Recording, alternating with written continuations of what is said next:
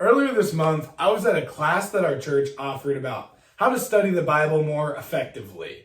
And in that, we talked about how, as people, when reading stories, we tend to read ourselves into the story. We tend to associate with certain characters, and that really gets us into the story. But how when we do that in the Bible, we're often really bad at it. And it reminded me of a story of when I was younger. Now, I'm probably in the third or fourth grade at this point, and I am doing like my all-time favorite activity. I am at the Graceland Basketball League. Now, I was not very good at basketball, but I absolutely loved it. And on this day, it was an even better scenario because my dream was coming true. The clock is running down in the game that we're playing. We are down by a couple points, and I get the ball passed to me. And I remember getting so excited because this was my moment to hit the shot, the Hoosier moment to be the hero. And I'm dribbling up the court. The clock is just ticking away. And I get right about to half court, and I know it's time.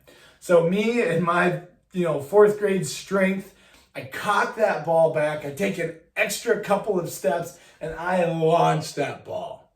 And I remember standing there and watching that ball climb and climb and climb straight towards the basket. And then I remember watching it fall a little short of the basket. And it hits the ground at like the free throw line. Then I remember watching it bounce out of bounds and hearing the referee's whistle. What I don't remember is hearing the buzzer go off.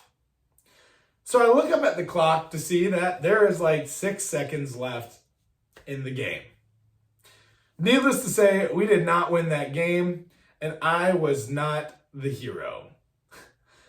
I've seen a lot of similar situations in my life where I have attempted to be the hero, and they have gone probably just as well as that moment. So I am not a hero, and most likely you could probably identify with that story too.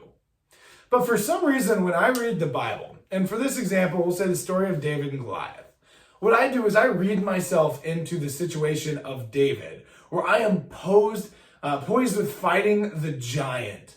And I'm trying to look back on my life, on how God's protected me through the lion and the bear, and how I get offered armor, and I say, no, God is my armor. I've got this. I'm just going to do what I'm used to. And I go out trusting fully in God, and I sling my slingshot and I kill the giant. That's what I read myself into. That's the lessons I try to take from that. And those lessons are good. They have a time and a place. But that's not the point of the story. In that story, in our story, we're not the hero. Now, we're not Goliath either. I certainly hope not. We're not the ones challenging God very openly and having him try to fight us, but we're the Israelites.